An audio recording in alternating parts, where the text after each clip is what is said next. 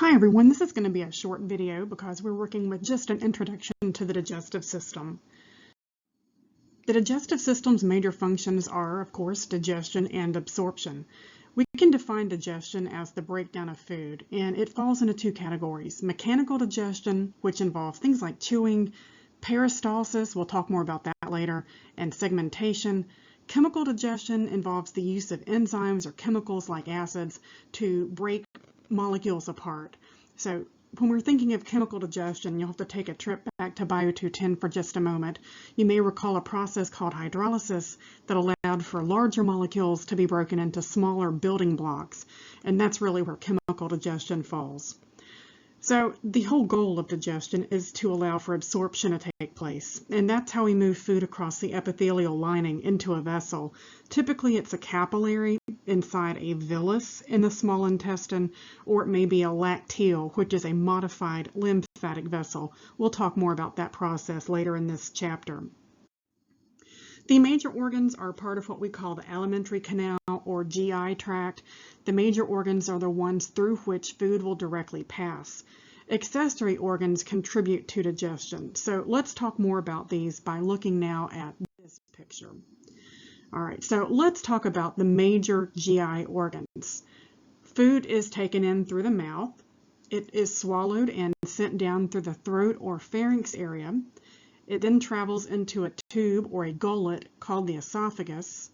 It spends some hours in the stomach, which oddly enough is not labeled on this picture, so let's add a label for the stomach right there.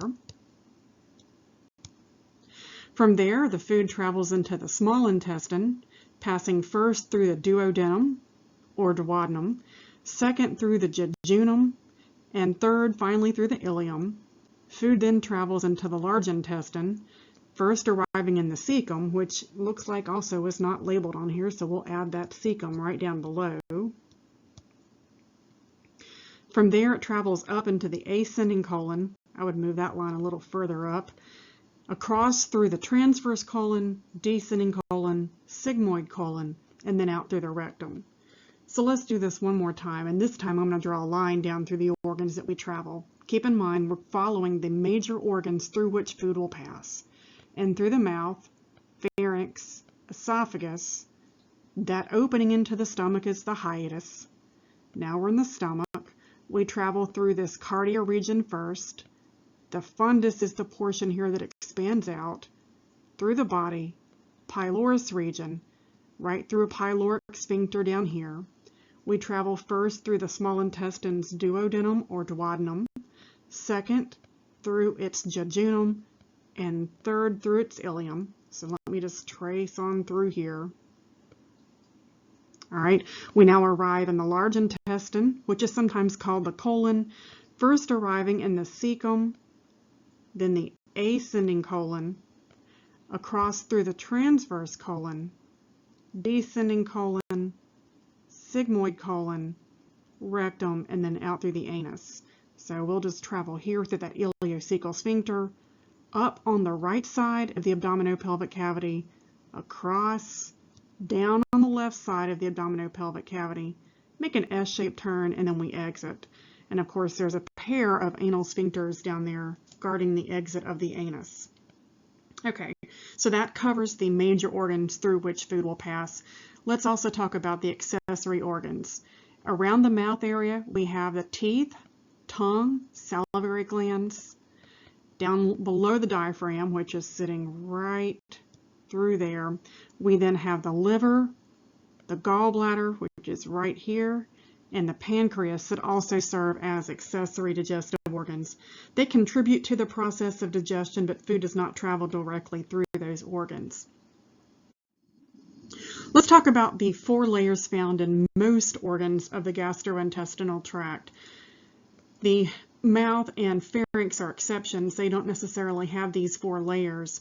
The esophagus, stomach, small intestine, and large intestine, for the most part, have these 4 layers.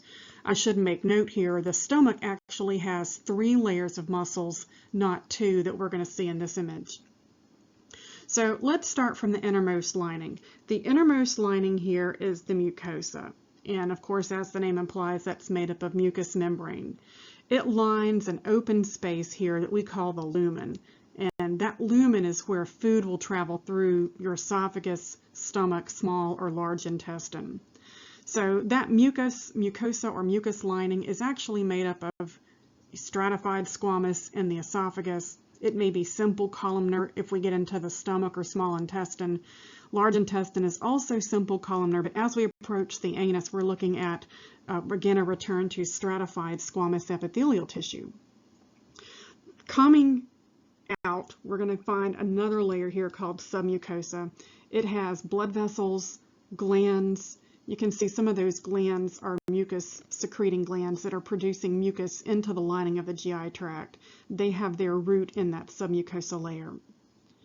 The next major layer that we encounter is called the muscularis layer, and it's called muscularis externa. It's made up of circular muscle and longitudinal muscle.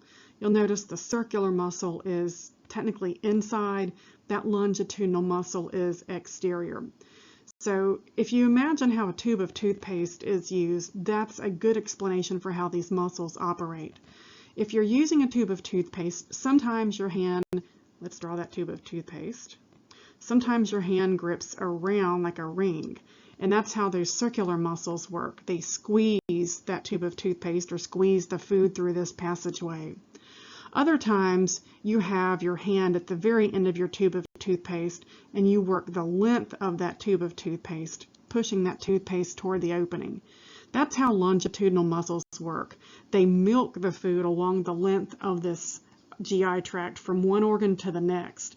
So the major function of these muscles, circular muscles and longitudinal muscles, is to perform a squeezing, milking activity that we call peristalsis.